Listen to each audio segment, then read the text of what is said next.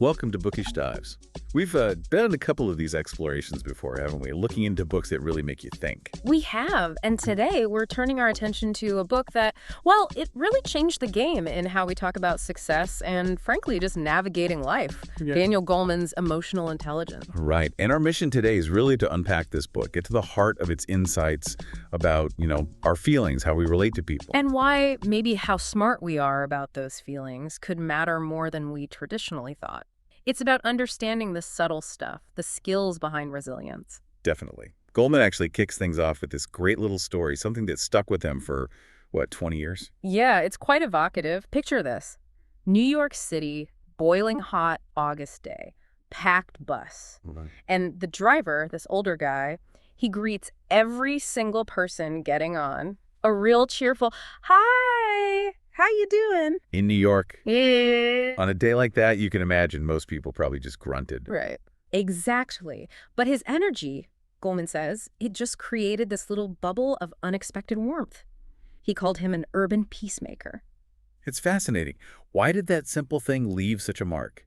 It gets at something deeper than just words, doesn't it? It really does. And it connects perfectly to that Aristotle quote Goleman uses. Oh, yeah? The one about anger. That's the one. Anyone can become angry. That is easy. But to be angry with the right person, to the right degree, at the right time, for the right purpose, and in the right way, this is not easy. Perfect framing. Feeling stuff is easy. Being smart about the feeling, acting smartly on it. That's the challenge. That's the core of emotional intelligence right there. Okay, so let's dig into this. For so long, smart just meant, IQ, high test scores. Great. But Goleman immediately challenges that. He brings up these long-term studies. The ones following high IQ students, like from Harvard and Amherst. Exactly. Back in the 40s, you'd think these guys would have it made. Top of the class. But they didn't necessarily end up more successful or happier. Not really, no. When researchers checked in later, their life success salary, productivity, even relationship satisfaction, it just didn't line up strongly with those initial IQ scores. So IQ isn't the whole story. That's a big claim. The book says we have, 2 brains, 2 minds. Yeah, and 2 different kinds of intelligence, Oh. rational and emotional. Okay. And here's the kicker. Goleman argues that our rational mind, our intellect, actually can't perform at its best without emotional intelligence. So emotions aren't just static or noise getting in the way. Far from it. They're essential guides. Think about that example he gives of parents running into a burning house for their child. Pure logic would say, don't go in. Right.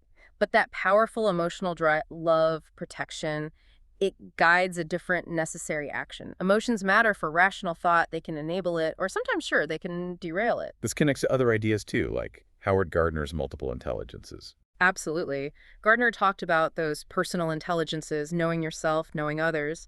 Goleman really fleshes out how we apply intelligence to those areas. It seems like psychology itself was kind of shifting, starting to see emotions not just as problems, but as, powerful information. Exactly. It reminds me a bit of Data from Star Trek, Yeah. Pure logic, but always wanting to feel.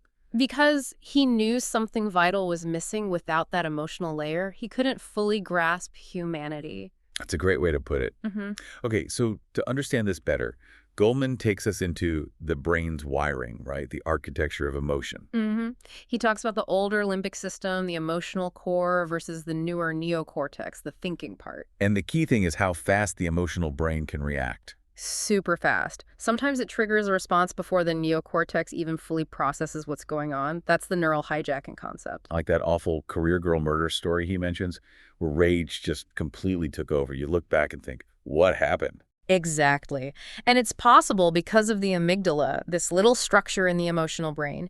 It can get signals straight from the thalamus, our sensory relay station, bypassing the thinking cortex. It's like an emergency shortcut. The low road, he calls it. That's it. Joseph Ledoux showed this with rats. Yeah. They could learn to fear a sound even if their auditory cortex, the part that interprets sound, was gone. The signal went ear, thalamus, amygdala, boom, fear response, no thinking involved. Wow. So great for emergencies, like jumping out of the way of danger. But maybe not so great if the amygdala misreads a situation in, say, an argument. And you feel these reactions physically, don't you? Oh, absolutely. That Colorado snowstorm story he tells. Sudden fear hits, and instantly your body gears up. Blood pumps to muscles, face goes pale, hormones surge. Classic fight or flight. Anger too, right? That adrenaline rush for action. Yep, Dolph Zillman's work on that catecholamine rush, it primes you for vigorous action. But while these biological responses are wired in, How we express them, or even what triggers them, gets shaped by life. exactly, our experiences, our culture, they mold these raw materials. Grief feels universal, but how we show it, who we grieve for, that's learned. Okay, so these responses are shaped. Now let's break down the core skills Goleman identifies, based on Peter Salavi's model. Where does it start? It starts with self-awareness, knowing what you're feeling right when you're feeling it. It's fundamental. If you don't know what you're feeling, how can you manage it? Precisely. And he talks about alexithymia, people who literally can't identify or name their feelings. That sounds incredibly difficult, like that patient who cried at a movie. But could only say they felt awful. No clue if it was sadness or something else. And this can lead to somaticizing, where the emotional distress comes out as physical problems because they can't express the feeling itself. It's like the feeling is there, Yeah. but there's no label for it, no way to understand it. Yeah. So self-awareness is like developing an inner observer. Kind of, yeah. That meta-awareness, being able to step back slightly and say, okay, this feeling, this is anger, or I'm feeling anxious right now, that's the first step to managing it. Which brings us to the second component, managing emotions. Right. Once you know what you're feeling, can you handle it appropriately? Can you soothe yourself? Can you shake off a bad mood or anxiety? Some people seem constantly overwhelmed by their feelings, while others bounce back faster. That's the skill in action. Managing anger is a big one. Knowing your triggers, understanding that physiological hangover effect. Where being angry once makes you more likely to get angry again soon after. Exactly. Zillman showed arousal from one thing, like a movie, could spill over and fuel aggression later. And managing worry. Chronic worriers often get stuck just replaying the threat instead of looking for solutions. So catching the worry early through self-awareness is key. And relaxation techniques help. They do. It's about intervening before the spiral takes hold. Goleman also talks about sadness, distinguishing healthy melancholy, which helps process loss. From debilitating depression like Siren described it, that crushing hopelessness. Very different things. And the idea of a good cry isn't always helpful if it just keeps you stuck ruminating. Effective distractions actually shift your mood. What about people who seem super calm, though? Always unflappable. Interesting point. Weinberger's research suggested that even if they report feeling calm, their bodies might still show high physiological arousal.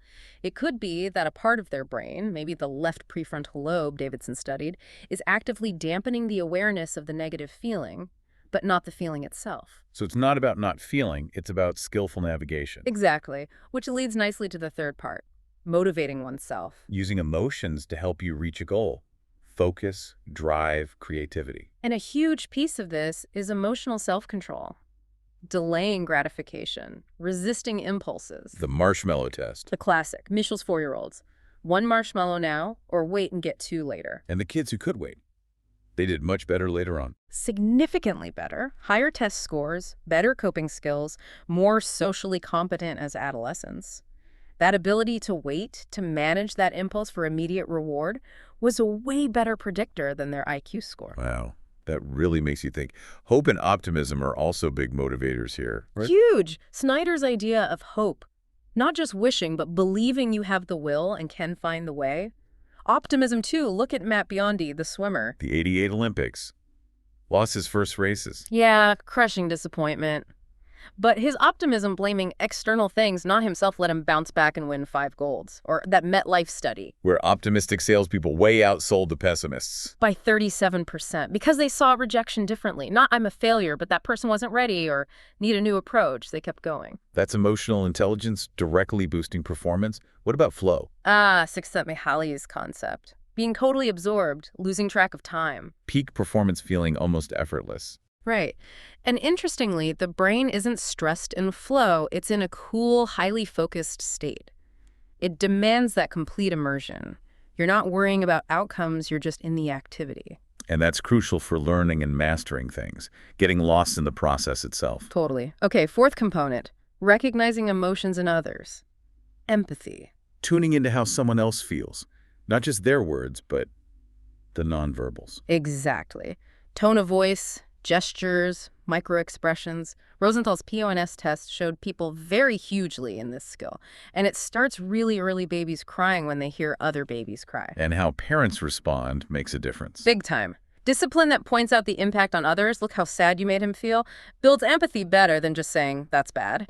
And when parents miss their child's emotional cues, that misattunement can be really harmful. It seems like you need a certain calmness yourself to really pick up on subtle cues from others. You do. Levinson's study with couples showed that hostility basically shuts down empathy. You can't tune in if you're fired up yourself. Empathy feels tied to morality too, doesn't it? That sense of shared humanity. Absolutely. Its absence is striking in psychopaths, who often lack that gut-level fear response that makes us care about harm to others. Some treatment programs try to build victim empathy, a really tough challenge. And building on empathy is the fifth skill, handling relationships, social skills. Putting it all together, acting effectively in interactions, based on knowing yourself, managing yourself, and understanding others. Like that playground story of the kids, Roger and Reggie. Yeah, simple but telling. Reggie falls, cries. Most kids ignore him. Roger stops, tries to comfort him by rubbing his own knee, an instinctive, empathetic connection and attempt to relate. So people good at this manage their own expressions and read others well, like actors adjusting their performance. Kind of, but Goleman adds a warning. It's not about being fake, a social chameleon, just telling people what they want to hear.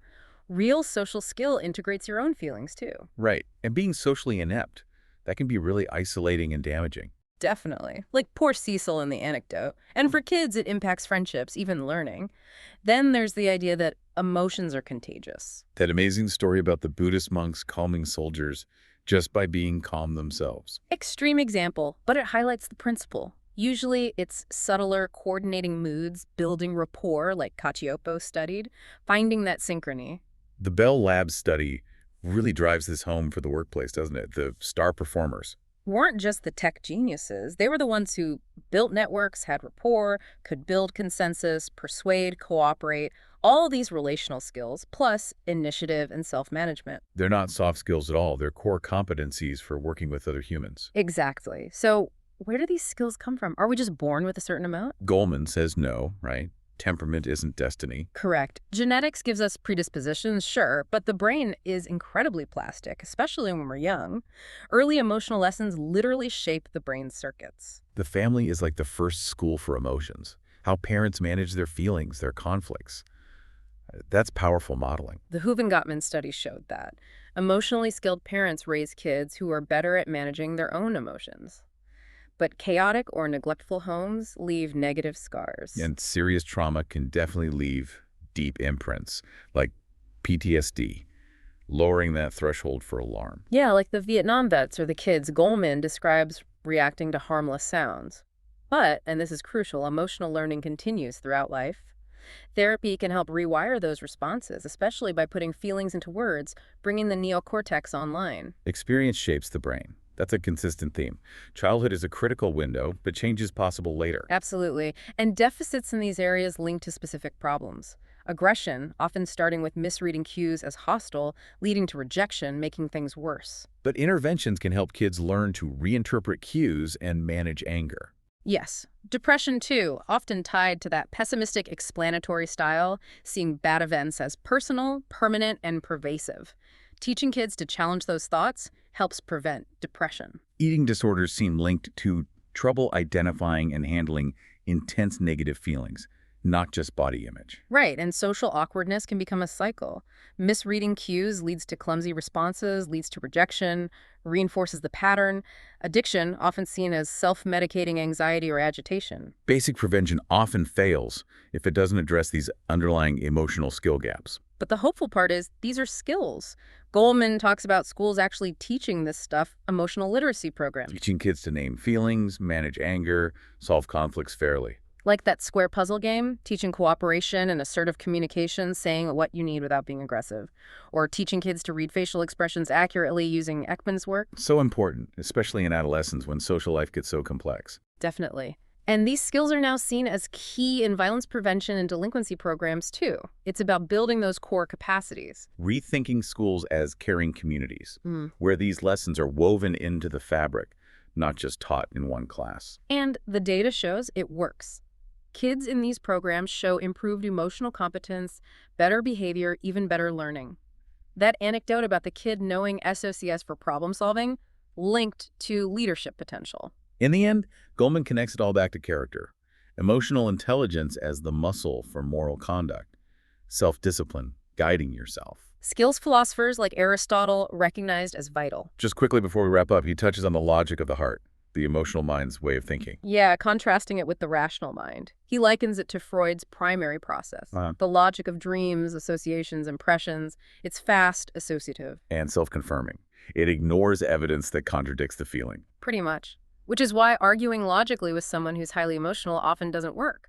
Their feeling is their reality in that moment, with its own proofs. The emotional mind has its own rules, which can seem bizarre once you cool down and think rationally. Exactly. Well, unpacking Goleman's emotional intelligence certainly highlights how vital these skills are. Relationships, work, health, childhood, it touches everything. It really does. And the big takeaway for me is always that it's learnable. It's not fixed like old ideas of IQ.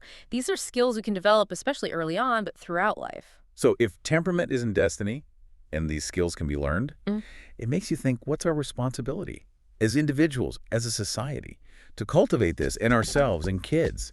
How could focusing on this change our daily lives, our schools, maybe even bigger societal issues? That's a powerful question. Understanding and intelligently navigating our emotional world feels more critical than ever.